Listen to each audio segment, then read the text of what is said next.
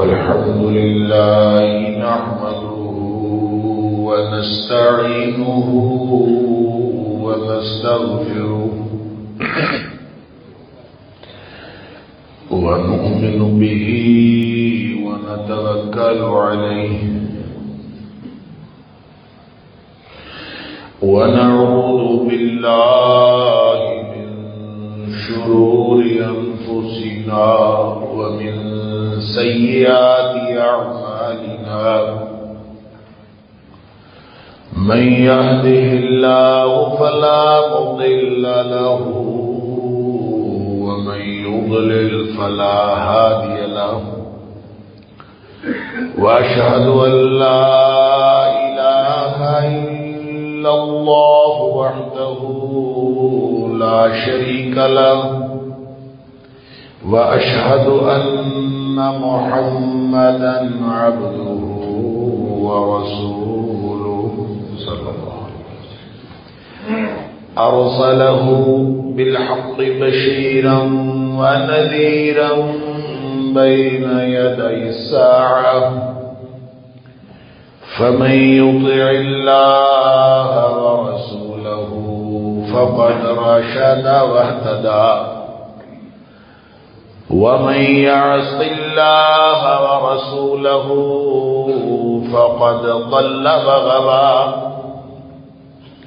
فإنه لا يضر إلا نفسه ولا يضر الله شيئا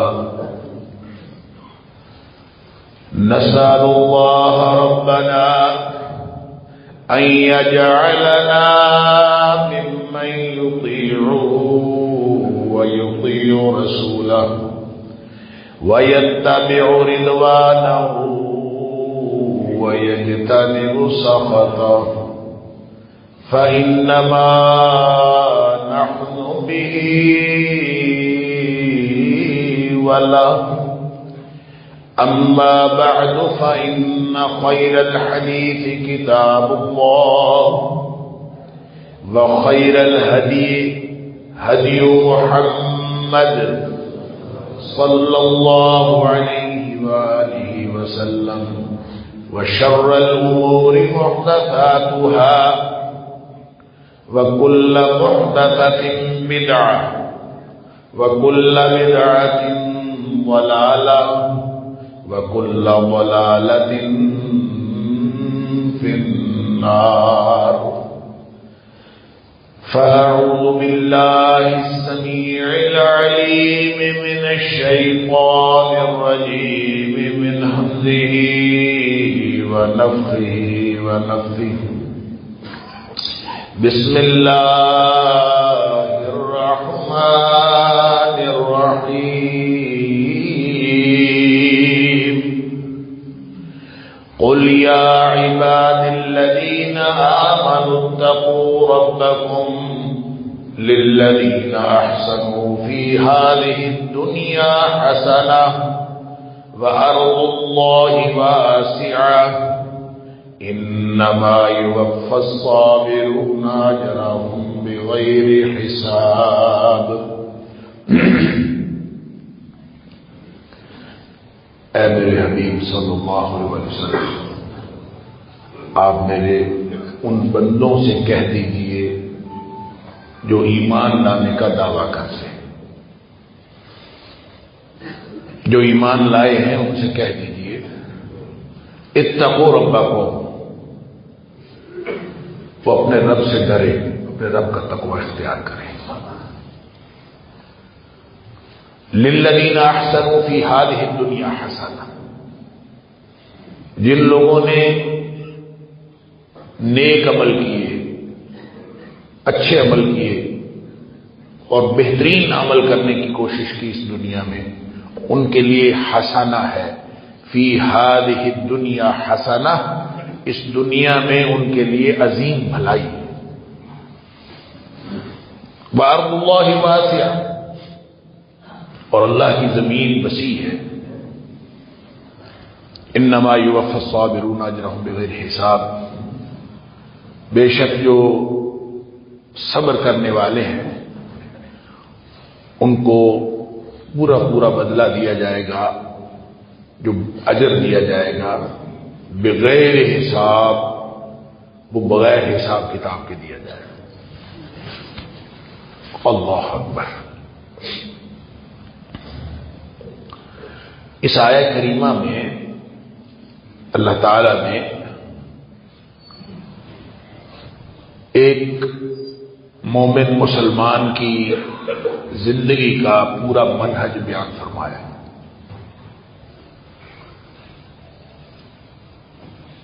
کہ کچھ لوگ تو وہ ہیں جو اللہ کو ماننے والے نہیں، جو اللہ کے رسول صلی اللہ علیہ وسلم کو ماننے کا دعویٰ نہیں کرتے۔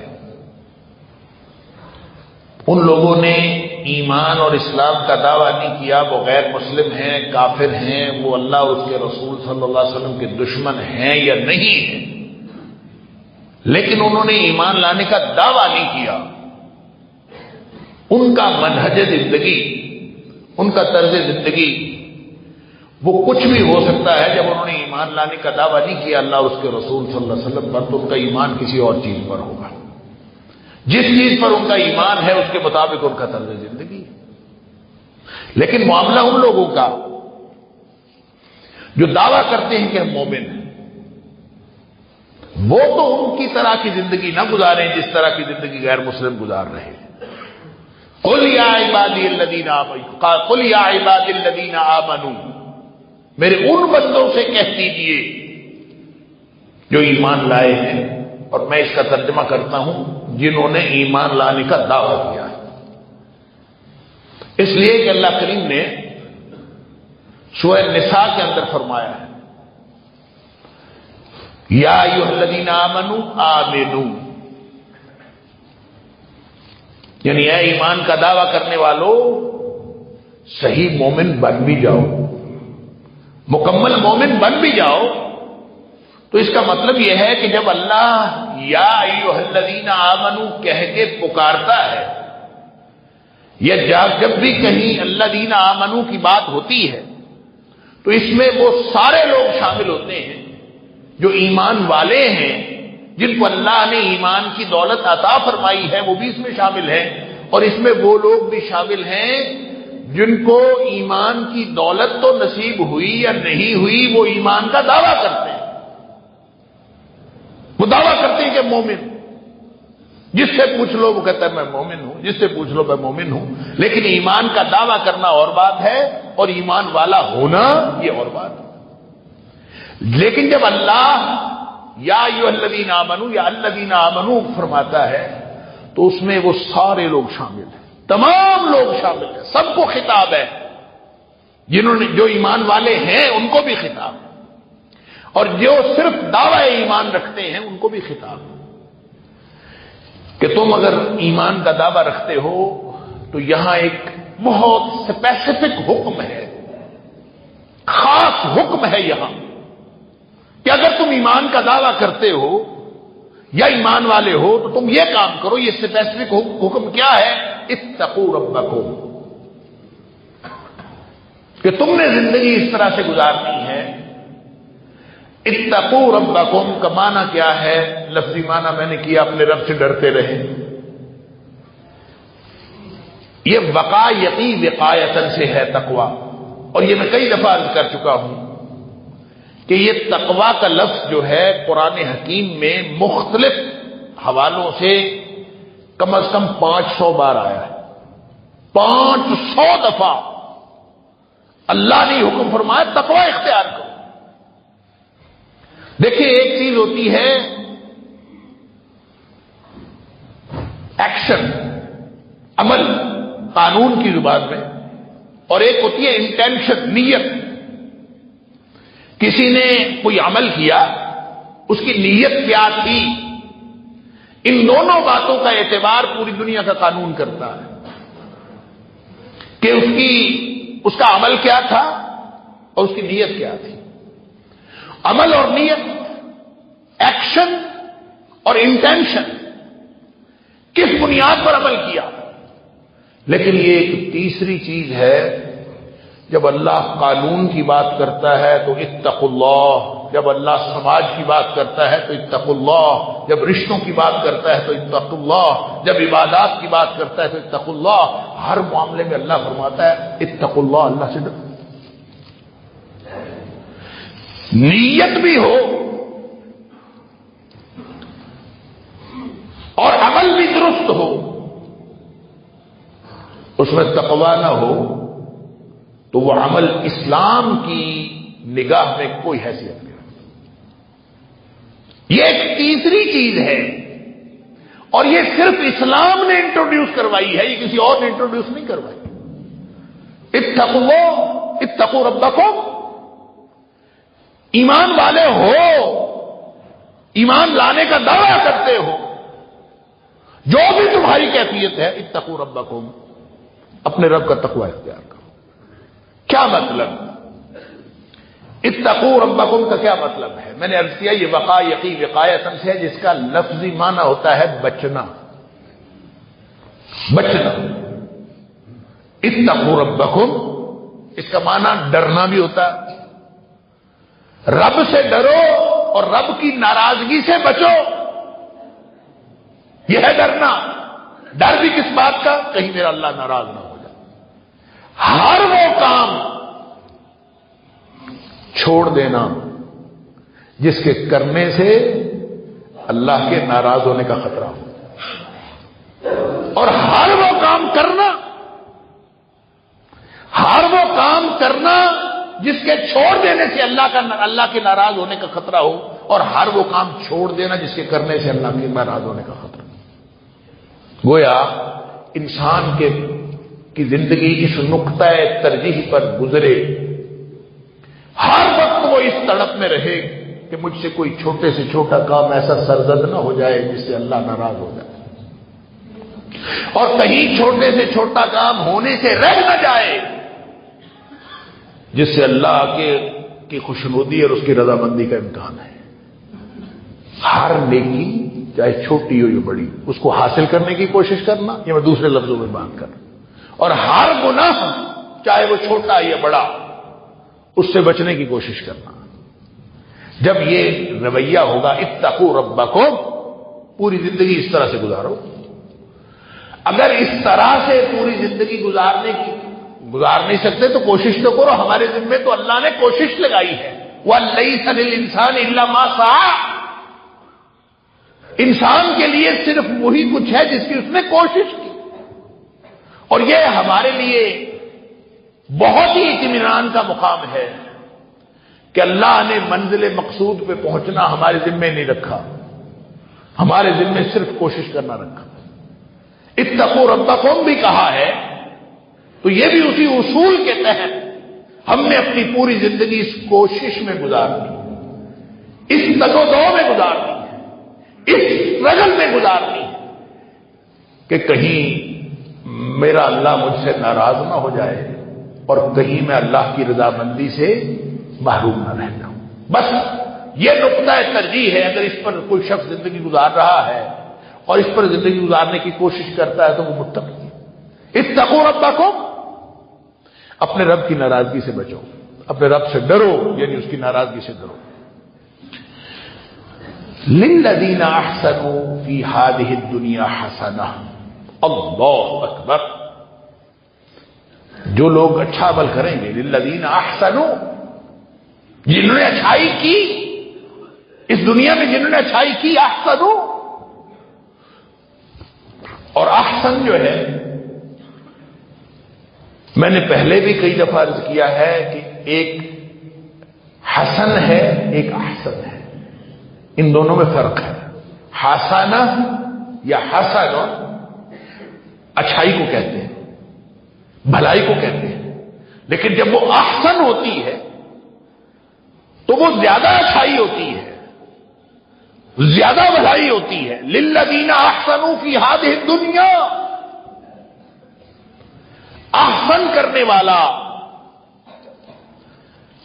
جو اللہ تعالیٰ نے قرآن میں مختلف مقامات پر احسنوا کی اور بھی جو اس کا اجر ہے بتایا ہے، للذین احسنوا، جو للذین احسنوا الحسنى وزیادہ، جو لوگ احسن کرتے ہیں، احسن کرنے کا مطلب یہ ہوتا ہے کہ ہر اگلے دن ان کا عمل پچھلے دن سے بہتر ہو.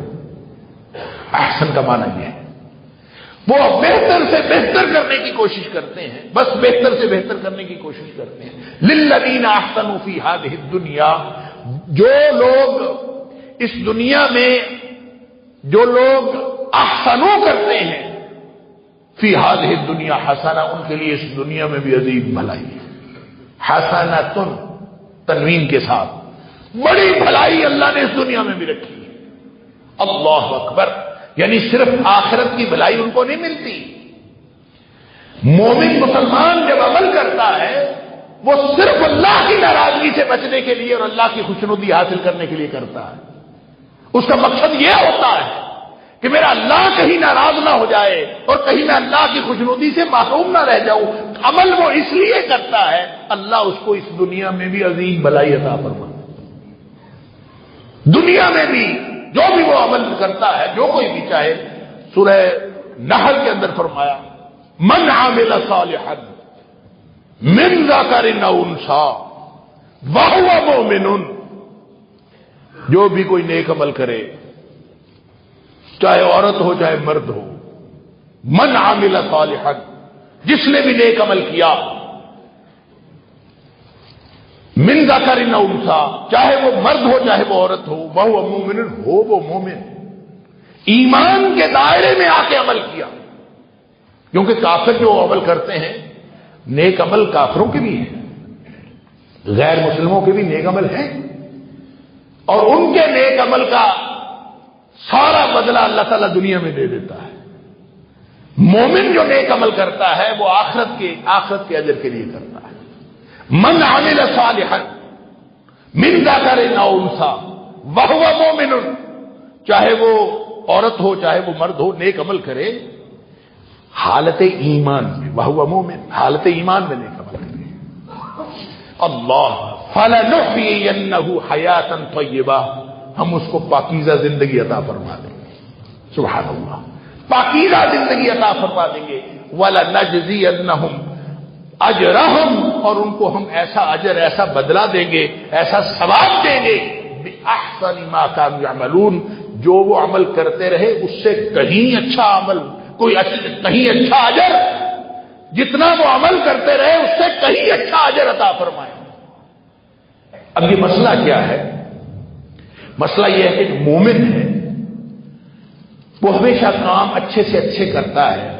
وہ اپنی جو موجودہ نیکی کرنے کی جو موجودہ کیفیت ہوتی ہے اس پر مطمئن نہیں ہوتا.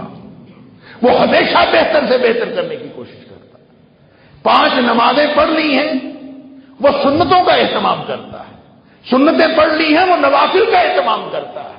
نوافل پڑھ لیے ہیں وہ ان نوافل کا اہتمام، وہ چھٹی نماز تہجد کا اہتمام کرتا ہے. تہجد پڑھ لی ہے وہ اشراق کا اہتمام کرتا ہے.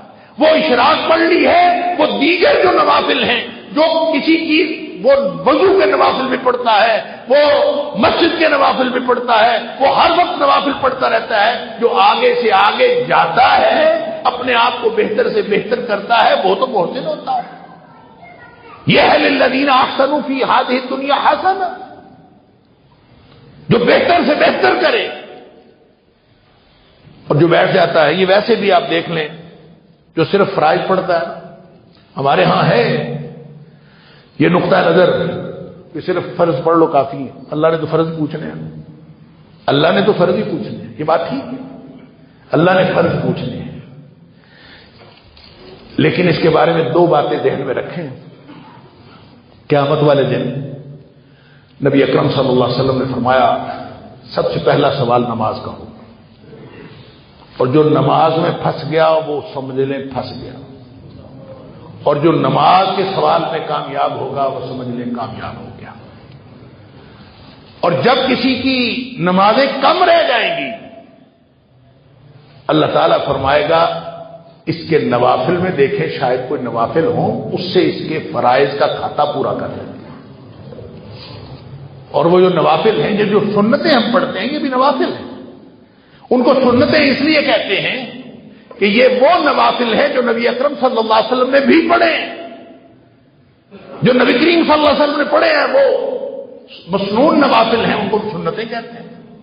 لہذا جو شخص سنتیں پڑھتا ہے، نوافل پڑھتا ہے، اگر فرض نماز میں کوئی کمی کوتاہی رہ گئی تو وہ پوری ہونی ہے نوافل سے، اور اگر کسی نے ساری زندگی صرف فرض ہی پڑھے ہیں، نوافل اور سنتوں کا اہتمام ہی نہیں کیا، تو وہ اس کے پاس تو یہ کھاتا پورا کرنے کے لیے کچھ بھی نہیں ہوگا۔ اللہ اکبر۔ اور دوسرا اس کا پہلو یہ ہے کہ جو میں عرض کر رہا تھا کہ محسن وہ ہوتا ہے جو بہتر سے بہتر کرتا ہے۔ فرائض کا اہتمام ہو تو پھر وہ سنتوں کا اہتمام کرتا ہے، سنتوں کا اہتمام ہو تو نوافل کا اہتمام کرتا ہے، نوافل کا اہتمام ہو تو مزید نوافل کا اہتمام کرتا ہے۔ یہ اصل میں اپنے عمل کو محفوظ بنانے کا ایک ذریعہ ہے۔ اگر آپ نوافل پڑھتے ہیں تو نوافل اگر کسی دن کوتاہی ہو گئی تو کوتاہی نوافل میں ہوگی نا۔ آؤٹر وہ جو آخری دائرہ ہے، آپ پہلا دائرہ فرائض کا، اس کے گرد آپ نے دائرہ لگا لیا سنتوں کا، اس کے گرد دائرہ لگا لیا نوافل کا، اس کے گرد دائرہ لگا لیا مزید نوافل کا، تو جب کبھی کوتاہی ہوگی تو آخری دائرے میں ہوگی نا۔ وہ جو درمیان والے دائرے ہیں وہ تو محفوظ رہیں گے۔ تو جو شخص پڑھتا ہی فرض ہے، جو شخص پڑھتا ہی فرض ہے، اس کی جس دن کوتاہی ہونی ہے اس کے فرض رہ جائیں گے۔ اس کی کوتاہی ہوگی تو فرض کے اوپر حضرت پڑے گی، اور جو شخص اس کے گرد نوافل اور سنتوں کا دائرہ لگاتا ہے، میں یہ صرف نماز کی بات نہیں کر رہا، یہ نماز ایک بطور مثال میں عرض کر رہا ہوں، بات ساری زندگی کے اعمال کی ہے۔ ساری زندگی کے اعمال للذین احسنوا فی ہذہ الدنیا حسنہ، جو اچھے سے اچھے عمل کرتا ہے اور اس لیے کرتا ہے کہ میرا اللہ راضی ہو جائے اور میں اللہ کی ناراضگی سے بچ جاؤں، مقصد اس کا یہ ہے اتقوا ربکم، اور اس کے لیے وہ اچھے سے اچھا عمل کرتا ہے فی ہذہ الدنیا حسنہ، اللہ تعالیٰ اس کو اس دنیا میں بھی محروم نہیں رکھتا۔ اس کا مطمع نظر دنیا نہیں ہوتا، اس کا مطمع نظر آخرت ہوتا ہے، لیکن اللہ اس کو دنیا میں بھی محروم نہیں رکھتا۔ لیکن وہ بھلائی دنیا میں کس چیز سے محروم نہیں رکھتا؟ مال نہیں، دولت نہیں، کوئی لیوش اور کوئی بہت زیادہ خوشحالی کا طرز زندگی نہیں، بلکہ اللہ فرماتا ہے فَلَنُحْيِيَنَّهُ حَيَاةً طَيِّبَةً، ہم ان کو پاکیزہ زندگی عطا فرمائیں، یا فرمایا فی ہذہ الدنیا حسنہ، اس دنیا میں بھلائی، عظیم بھلائی عطا فرمائیں۔ نبی اکرم صلی اللہ علیہ وسلم کی اکثر دعا یہ ہوتی تھی، بخاری شریف کی حدیث ہے کہ نبی پاک صلی اللہ علیہ وسلم اکثر یہ دعا فرمایا کرتے تھے، اللہم آتنا فی الدنیا حسنہ وفی الآخرۃ حسنۃ وقنا عذاب النار۔ کبھی فرماتے تھے اللہم ربنا آتنا فی الدنیا حسنۃ وفی الآخرۃ حسنۃ وقنا عذاب النار، اللہ ہمیں دنیا کی بھی بھلائی عطا فرما اور ہمیں آخرت کی بھلائی بھی عطا فرما اور ہمیں جہنم کے عذاب سے بچا لے۔ یہ نبی کریم صلی اللہ علیہ وسلم کی عام دعا ہوتی ہے۔ دنیا کی عظیم بھلائی اللہ تعالیٰ عطا فرما دیتا ہے یا پاکیزہ زندگی عطا فرما دیتا ہے۔ پاکیزہ زندگی کا یہ مطلب نہیں ہے کہ انسان کی جو زندگی ہے، یعنی یہ جو فی ہذہ الدنیا حسنہ ہے کہ اس دنیا میں عظیم بھلائی عطا فرماتا ہے، اسی کی تفسیر ہے فَلَنُحْيِيَنَّهُ حَيَاةً طَيِّبَةً، اللہ فرماتا ہے ہم ان کو پاکیزہ زندگی عطا فرما دیں۔ اور پاکیزہ زندگی کا کیا مطلب ہے؟ پاکیزہ زندگی کا مطلب یہ ہے کہ ایک تو وہ گناہوں سے بچنے کی کوشش کرتا ہے، تقوی والی زندگی، اور دوسرا اس کا مطلب یہ ہے کہ اس کی جو زندگی ہے وہ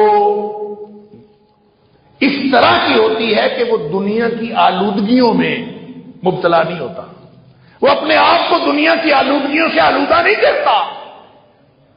اس کا مطلب یہ نہیں ہے کہ اس کے پاس مال و دولت زیادہ ہوگا، اس کا مطلب یہ بھی نہیں ہے کہ اس کے پاس اقتدار ہوگا، اس کا مطلب صرف یہ ہے کہ اللہ تعالیٰ اس کو اس طرح کی زندگی عطا فرمائے گا کہ اس کے پاس جو کچھ بھی ہوگا وہ اس پہ مطمئن ہوگا، اس کو اس کے اوپر اطمینان ہوگا، اس کو سکون ملے گا، اس کو اللہ تعالی کی طرف سے ایسی سکینت اس کے اوپر طاری ہوگی کہ چاہے اس کے بعد اوپر پاس کچھ بھی نہیں ہے پھر بھی وہ بہت خوش ہوگا اور مطمئن ہوگا. دنیا آئے تو بھی مطمئن، دنیا جائے تو بھی مطمئن. اللہ اکبر، یہ ہے ہر پاکیزہ زندگی. اگر اللہ تعالیٰ عطا فرما دے، سبحان اللہ، فی ہذہ الدنیا حسنہ. حضرت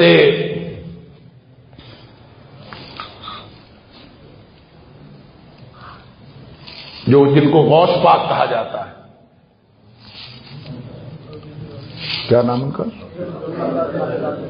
شیخ عبد القادر جیلانی رحمت اللہ علیہ. کہتے ہیں کہ ان کی کاروبار تھا اور وہ ان کی کشتیاں چلتی تھیں، اس کو جہاز کہہ لیں یا کشتیاں کہہ لیں. کاروبار تھا، جاتے تھے آتے تھے، کوئی امپورٹ ایکسپورٹ کا کاروبار سمجھ لیں. اس دور کے جو بھی سادہ اس دور میں جو امپورٹ ایکسپورٹ کا کاروبار ہو سکتا ہے وہ ان کا کاروبار تھا. تو اپنے شاگردوں کو پڑھا رہے ہیں تو لوگوں نے، کسی نے آ کے کہا کہ حضرت وہ جو ہمارا جہاز آ رہا تھا نا سامان سے بھرا ہوا، وہ ڈوب گیا. یوں دیکھا، اچھا جہاز ڈوب گیا، انا للہ و انا الیہ راجعون. پھر پڑھانے لگے، چلو بھی پڑھو سنو. تھوڑی دیر بعد پھر ایک خبر آئی، کوئی آیا شخص اور اس نے کہا جی جو پہلی خبر آئی تھی وہ غلط تھی، جہاز تو صحیح سلامت کنارے لگ گیا ہے. تو کہتے اچھا کنارے لگ گیا ہے، الحمدللہ. چلو پھر پڑھو، پھر پڑھانا شروع کر. دنیا جائے تو انا للہ و انا الیہ راجعون. نقصان ہو جائے تو اس سے بڑا کچھ نہیں. غشی نہیں پڑتی، بے ہوش نہیں ہوتے، تڑپنے نہیں لگتے، مرنے اور دھڑکنے نہیں لگتے، بلکہ ان کو پاکیزہ زندگی عطا ہوتی ہے. فی ہذہ الدنیا حسنہ، اس دنیا میں ایسی بھلائی عطا ہوتی ہے. اور فلنحیینہ حیاتا طیبہ، ایسی پاکیزگی اور پاکیزہ زندگی عطا ہوتی ہے کہ ان کو پھر دنیا آنے اور جانے کا نہ آنے کی اتنی خوشی ہوتی ہے کہ وہ اپنے آپے سے باہر ہو جائیں، اور نہ جانے کا اتنا غم ہوتا ہے کہ وہ اپنے آپے سے باہر ہو جائیں. اطمینان، سکون عطا ہوتا ہے. یہ ہے دنیا کی بھلائی. ان کو عمل میں وہ لذت آتی ہے، اللہ کی بندگی میں وہ لذت آتی ہے، عمل کے اندر وہ لذت آتی ہے جو بڑے بڑے دولت مندوں کو دولت کے اندر وہ لذت نہیں آتی. دولت مند بے قرار رہتے. آپ جا کے بڑے بڑے جو دولت مند ہیں ان کے جا کے کبھی انٹرویو تو کریں، ان کی بے قراریاں تو دیکھیں، کبھی ان کو اطمینان نصیب نہیں ہوتا. لیکن جن لوگوں کو اللہ نے ایمان کی دولت عطا فرمائی ہوتی ہے ان کو عمل کے اندر ایسی لذت آتی ہے، چاہے ان کے پاس دولت ہو اور چاہے ان کے پاس دولت نہ ہو، ان کو لذت عمل کے اندر آتی. من عامل صالحا من ذکر او انثى وهو مؤمن فلنحيينه حیاة طیبہ. اللہ اکبر. فرمایا بارد اللہ واسعہ، جب بہترین زندگی گزارنی ہے، پاکیزہ زندگی گزارنی ہے، تو ضروری نہیں ہے کہ ہر ماحول پاکیزہ زندگی گزارنے کے لیے مددگار ہو. لہذا فرمایا بارد اللہ واسعہ، کسی ایک جگہ تقوی والی زندگی نہیں گزاری جا سکتی تو وہ جگہ چھوڑ دو. اللہ کی زمین وسیع ہے، کسی اور جگہ چلے جاؤ. یہ پوری زندگی کا منہج ہمیں بتایا جا رہا ہے. زندگی تقوی والی گزارنی ہے، اس نقطے پر کہ کہیں میرا اللہ ناراض نہ ہو جائے، کہیں میں اللہ کی ناراضگی سے، اللہ کی رضامندی سے معروم نہ رہ جاؤں. یہ اگر اس نقطہ ترجیح پر زندگی گزر رہی ہے تو کسی ایک جگہ پہ مددگار ماحول نہیں ہے تو اس کو چھوڑ کے دوسری جگہ چلے جائیں. بارد اللہ واسعہ، کسی دوسری جگہ چلے جائیں، ہجرت کر جائیں. اللہ انما یوفی الصابرون اجرہم بغیر حساب. اب یہ پوری زندگی کا جو نتیجہ ہے، فرمایا انما یوفی الصابرون اجرہم بغیر حساب. جو صبر کرنے والے ہیں ان کو اللہ تعالیٰ جو اجر دے گا وہ بغیر حساب کتاب کے دے گا. اللہ اکبر! کیوں؟ انہوں نے اچھا عمل کیا، اچھے سے اچھا کرنے کی کوشش کی، ہر اگلا دن پچھلے سے بہتر بنانے کی کوشش کی، یہ بہتر سے بہتر کوشش کرتے رہے۔ ان کا اعزاز یہ ہے کہ ان کو ان کی کوشش سے بہتر بدلہ دیا جائے۔ وہاں سورہ نحل کے اندر فرمایا وَلَنَجْزِيَنَّهُمْ أَجْرَهُمْ بِأَحْسَنِ مَا كَانُوا يَعْمَلُونَ، جو یہ عمل کرتے رہے تھے اس کے برابر ہم ان کو بدلہ نہیں دیں گے، جو یہ عمل کرتے رہے تھے اس سے کہیں اچھا عمل ان کو اجر دیں گے۔ اور یہاں فرمایا اجرہم بغیر حساب، بغیر حساب کتاب کے۔ اللہ اکبر! نبی اکرم صلی اللہ علیہ وسلم نے اس کی تشریح فرمائی۔ سبحان اللہ! ایک حدیث میں نبی کریم صلی اللہ علیہ وسلم فرماتے ہیں، بخاری شریف کے اندر بھی حدیث ہے اور دیگر کتابوں میں بھی، نبی پاک صلی اللہ علیہ وسلم فرماتے ہیں کہ میرے اوپر امتیں پیش کی گئی، مجھے امتیں دکھائی گئی۔ کوئی نبی اکیلا پھر رہا تھا، کسی نبی کے ساتھ ایک امتی تھا، کسی نبی کے ساتھ دو امتی تھے، ساری امتوں کو میں نے دیکھا۔ تمثیلی انداز میں اللہ کریم نے میرے ساتھ مجھے ساری امتیں دکھائیں۔ پھر فرماتے ہیں کہ مجھے ایک دفعہ ایک دم سامنے مجھے ایک بہت بڑی جماعت نظر آئی، تو میں خوش ہوا اور میں نے سمجھا کہ یہ میری امت ہے۔ تو میں نے پوچھا ما ھذا، یہ کیا ہے؟ اھذہ امتی، کیا یہ میری امت ہے؟ مجھے کہا گیا کہ نہیں، یہ آپ کی امت نہیں ہے، یہ حضرت موسیٰ علیہ السلام کی امت ہے۔ پھر مجھے کہا گیا کہ ادھر دیکھو اور ادھر دیکھو دور۔ فرماتے ہیں نبی پاک صلی اللہ علیہ وسلم فرماتے ہیں میں نے ادھر دیکھا، میں نے ادھر دیکھا، ادھر ادھر کے کناروں پر ایک بہت بڑی جماعت چھائی ہوئی تھی، پھیلی ہوئی تھی، بہت بڑی جماعت۔ نبی پاک صلی اللہ علیہ وسلم فرماتے ہیں مجھے بتایا گیا یہ ہے آپ کی امت۔ اور پھر مجھے بتایا گیا کہ اس امت میں سے 70,000 لوگ وہ ہیں جو بغیر حساب کتاب کے جنت میں جائیں گے، بغیر حساب۔ اصل تو جنت ہے ہی وہی جو بغیر حساب کتاب کے ملے۔ حساب میں پھنس گیا جو، وہ تو پھنس گیا۔ اللہ اکبر!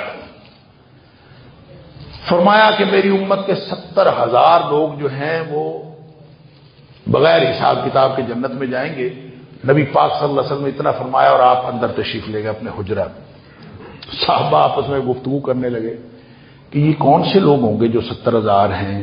کسی نے کہا کہ ہم نے تو جاہلیت میں آنکھ کھولی تھی اور اس کے بعد ہم مسلمان ہوئے، ہمارے بچے جو ہیں وہ انہوں نے اسلام میں آنکھ کھول لی ہے، وہ اسلام میں آنکھ کھول کے وہ مسلمان ہیں، تو شاید اس سے مراد ہمارے بچے ہیں۔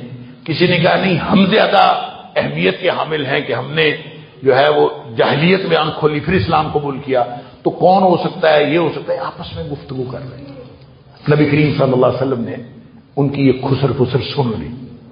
نبی پاک صلی اللہ علیہ وسلم فرماتے ہیں یہ وہ لوگ ہیں الذین لا یسترقون ولا یتطیرون ولا یکتوون وَهُمْ عَلَىٰ رَبِّهِمْ يَتَوَكَّلُونَ۔ سن لیجئے یہ کون 70,000 لوگ ہیں؟ فرمایا یہ وہ لوگ ہیں جو شرکیہ دم جھاڑ نہیں کرواتے، وَلَا يَتَطَيَّرُونَ، اور فال نہیں لیتے۔ یہ نہیں کہتے کہ کبا منڈیر پہ بیٹھ جائے تو اس سے یہ ہوتا ہے، بلی راستہ کاٹ جائے تو یہ ہوتا ہے، کالی بلی راستہ کاٹ جائے تو یہ ہوتا ہے۔ آج جو ہے وہ آسمان پہ بادل ہیں تو حالات اس طرح کے ہیں، یا فلاں ستارے کا جو سفر ہے وہ الٹی چال چل رہا ہے، لہذا آج یہ نہیں کرنا۔ دنیا کی جتنی بھی چیزیں ہیں اس کو اس کے ساتھ اٹیچ کر کے فال نہیں لیتے۔ ولا یتطیرون، اور تیسری بات فرمائی ولا یکتوون، اور آگ سے داغ لگوا کر علاج نہیں کرتے۔ ولا یکتوون وعلی ربہم وعلی ربہم یتوکلون، اور اپنے رب پر توکل کرتے ہیں۔ اس کا مطلب پتہ کیا ہے؟ اس کا مطلب یہ ہے ولا یسترقون کا تو مطلب یہ ہے لا یسترقون، کہ یہ شرکیہ دم جھاڑ نہیں کرواتے۔ نبی پاک صلی اللہ علیہ وسلم جب مدینہ منورہ تشریف لائے، لوگ نبی پاک صلی اللہ علیہ وسلم کے پاس آتے تھے، آ کے اپنے اپنے دم پیش کرتے تھے۔ اللہ کے رسول صلی اللہ علیہ وسلم میں یہ دم کرتا ہوں، میں یہ دم کرتا ہوں، کیا یہ ٹھیک ہے؟ کیا یہ ٹھیک ہے؟ نبی کریم صلی اللہ علیہ وسلم سنتے رہے، پھر آپ نے فرمایا سن لو، ہر وہ دم ٹھیک ہے جس کے اندر شرک نہیں، جس کے اندر شرک نہیں ہے، ہر وہ دم ٹھیک ہے۔ آپ قرآن کی آیات پڑھ کے دم کریں، آپ کسی طرح بھی دم کریں، شرکیہ دم جھاڑ سے بچتا ہو اور پھر اللہ پر توکل کرتا ہو اور فال نہ لے کسی چیز کو، کسی چیز کے ساتھ اٹیچ نہ کرے، یہ اٹیچ کرنا یہ شرک ہے۔ جیسے نبی پاک صلی اللہ علیہ وسلم نے فرمایا رات کو بارش ہوئی، حدیبیہ میں تھے، صبح نبی پاک صلی اللہ علیہ وسلم نے فرمایا کچھ لوگ اس بارش کی وجہ سے مسلمان ہو گئے اور کچھ لوگ اس بارش کی وجہ سے کافر ہو گئے۔ صحابہ حیران ہو گئے، بارش کی وجہ سے مومن اور کافر؟ فرمایا ہاں، جس نے کہا مطرنا بفضل اللہ ورحمتہ، یہ بارش اللہ کے فضل اور اس کی رحمت سے ہوئی ہے، اس نے ستاروں سے کفر کیا، اللہ کے ساتھ ایمان کا اظہار کیا۔ اور جو شخص یہ کہتا ہے کہ یہ بارش اصل میں فلاں فلاں آسمانی جو مکینیکل یا جو بھی آسمانی جو آفات ہیں یا جو آسمانی جو اعمال ہیں، جو آسمانی جو بھی چیزیں ہیں، ان کے ستاروں کے ادھر سے ادھر ہونے کی وجہ سے بنوع قضا و قضا، اس وجہ سے بارش ہوئی، ہوا کا کم دباؤ تھا، ہوا کا زیادہ دباؤ تھا، فلاں تھا، یہ تھا، وہ تھا، اس لیے بارش ہوئی۔ فرمایا جس نے یہ کہا بنوع قضا و قضا، اس کے اور اسباب ڈھونڈے کہ یہ فلاں فلاں اسباب کی وجہ سے بارش ہوئی ہے، فرمایا اس نے اللہ سے کفر کیا اور اس نے ستاروں کے ساتھ ایمان کا اظہار کیا۔ اللہ اکبر! تو فال لینا یہی فال لینا ہوتا ہے، کسی چیز کو کسی چیز کے ساتھ اٹیچ کر دینا۔ تو جو شخص فال نہیں لیتا، دم جھاڑ شرکیہ نہیں کرواتا، ولا یکتبون، یہ جو اس دور میں، آج کے دور میں تو شاید ہوگا، یہ جو ٹیٹو وغیرہ بنانا ہے آگ کے ذریعے سے جسم کو دگوانا، کسی بھی وجہ سے آگ کے ذریعے سے، کسی گرم چیز کے ذریعے سے اپنے جسم کو داغ لگوانا، اس کو عربی میں کیون کہتے ہیں، کیون۔ تو ولا یکتبون کا معنی یہ ہے کہ وہ کئی نہیں کرواتے، یعنی کسی بھی طرح اپنے جسم کو داغ نہیں لگواتے۔ یہ داغ عام طور پہ علاج کے لیے بھی ہوتا ہے، خاص طور پہ اس دور میں جب خون زیادہ، کوئی شخص کسی کی رگ کٹ گئی ہو اور خون زیادہ بہ رہا ہو اور خون نہ رک رہا ہو، تو اس دور میں اس کے اوپر آگ کے ساتھ داغ لگاتے تھے تاکہ وہ خون رک جائے، اور یہ طریقہ علاج اس وقت موجود تھا۔ تو طریقہ علاج کے طور پر تو یہ جائز ہے، لیکن اگر کوئی شخص تندرست آدمی اپنے جسم پر داغ لگواتا ہے اس لیے کہ داغ لگوانے سے کوئی بیماری قریب نہیں آتی، یہ ہے کیون، اور اس سے نبی پاک صلی اللہ علیہ وسلم نے منع فرمایا ہے، اور یہ حرام ہے، کیونکہ اس کی وجہ سے یہ شرک ہے کہ آپ اللہ کی بجائے اعتماد اس بات پر کرتے ہیں کہ آپ نے داغ لگوا لیا آپ اس سے بچ جائیں گے۔ اور وعلی ربہم یتوکلون، اپنے رب پر توکل کرتے ہیں۔ اللہ اکبر! اس کی ان تینوں کی تشریح کی ضرورت تھی، لیکن میں وقت کی کمی کے باعث میں ایک حدیث عرض کر کے اپنی بات ختم کرتا ہوں۔ نبی پاک صلی اللہ علیہ وسلم فرمایا وعدنی ربی، میرے رب نے میرے ساتھ وعدہ کیا، اللہ، میرے رب نے میرے ساتھ وعدہ کیا ہے ان یدخل الجنۃ من امتی 70 الفا، کہ اللہ تعالیٰ میری امت میں سے 70,000 لوگوں کو بغیر حساب کتاب کے جنت میں داخل کرے گا۔ وَمَعَ كُلِّ أَلْفٍ 70 أَلْفًا، اور ہر 1000 کے ساتھ 70,000 اور بھی، ہر 1000 کے ساتھ 70,000 اور بھی۔ اور پھر فرمایا کہ وَثَلَاثَ حَسَيَاتٍ مِنْ حَسَيَاتِهِ، اور اس کے علاوہ اللہ تعالیٰ 3 چلو بھر کے جنت میں ڈالے گا میری امت میں سے، اپنے چلوؤں میں سے، جیسی اس کی شان ہے۔ اللہ کی ہاتھ کتنا بڑا ہوگا، اور اللہ کا چلو وہ اس کی شان کے مطابق جو کوئی بھی ہو، وَثَلَاثَ حَسَيَاتٍ مِنْ حَسَيَاتِهِ، وہ 3 چلو بھر کے بھی بغیر حساب کتاب کے جنت میں ڈالے گا۔ یہ جو اس آیت کے آخر میں فرمایا گیا کہ انما یوفی الصابرون اجرهم بغیر حساب، آیت شروع ہوئی زندگی کے منہج سے اور آیت مکمل ہوئی اس بات پہ کہ اللہ تعالیٰ بغیر حساب کتاب جنت عطا فرمائے گا اور اجر عطا فرمائے گا۔ اس کا مطلب یہ ہے کہ جو لوگ زندگی اس منہج پر گزارنے کی کوشش کرتے ہیں نبی پاک صلی اللہ علیہ وسلم کی امت سے، انشاءاللہ امید ہے کہ یہ سارے بغیر حساب کتاب کی جنت میں جائیں گے۔ وآخر دعوانا الحمدللہ رب العالمین۔